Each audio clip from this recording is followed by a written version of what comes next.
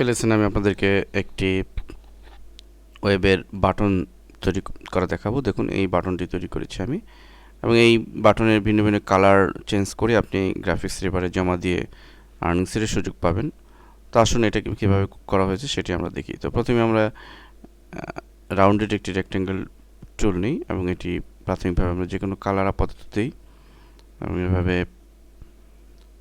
একটি button create করি। আমাদের লক্ষ্য রাখতে হবে যে এটি করার সময় যেন একটি রেডিয়াস 10 থাকে। দেন এটিকে রাস্টারাইজ করতে হবে এবং এবার গ্রেডিয়েন্ট দেওয়ার পালা। আমরা এই গ্রেডিয়েন্টটি দিব এবং চলে যাবে জন্য লেয়ার মনিটর স্টাইলে, গ্রেডিয়েন্ট ওভারলে, গ্রেডিয়েন্টটি ক্লিক করব, স্লাইডারে ক্লিক করব। হুবহু এই গ্রেডিয়েন্টটি পাওয়ার জন্য এখানে একটি ক্লিক করব এবং এই স্লাইডারে ক্লিক করে উপরে ক্লিক করলে আমরা সেম গ্রেডিয়েন্টটি এখানে পেয়ে যাব। দেন ওকে।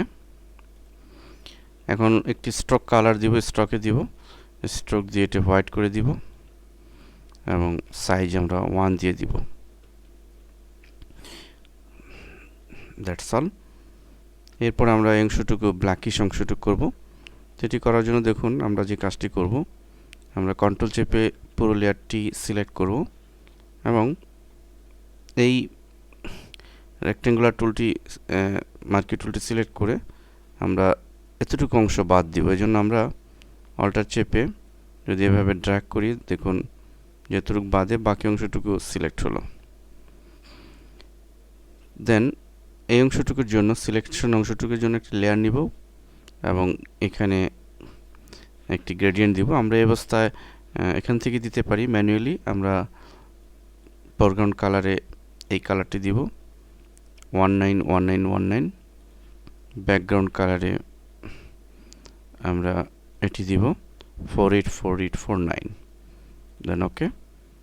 আমরা গ্রেডিয়েন্টটি অ্যাপ্লাই করব। এখানে দেখে নিব যে এই গ্রেডিয়েন্টটি আছে কিনা, না থাকলে প্রথমে এটি ক্লিক করে আমরা গ্রেডিয়েন্টটি অ্যাপ্লাই করব।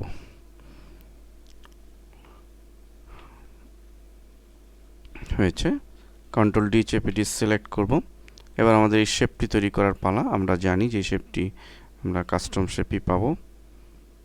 কালার হোয়াইট করে নেব, দেন শিফট চেপে এটিকে তৈরি করব এবং লেয়ার রাস্টারাইজ করে দিব।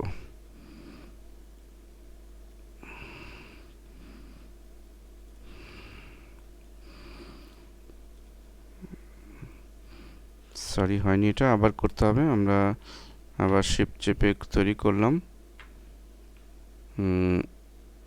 লেয়ার এবং রাস্টারাইজ, শেপটিকে ড্র্যাগ করে আমরা একদম উপরে উঠিয়ে দিব। ওকে। এরপর আমরা লার্জার দেন বাটন এটি আমরা বা অন্য যে কোনো বাটনের যে নাম থাকবে সেটা আমরা হোয়াইট কালারে লিখে দেবো। এভাবে আমরা একটি দৃষ্টিনন্দন বাটন তৈরি করতে পারি।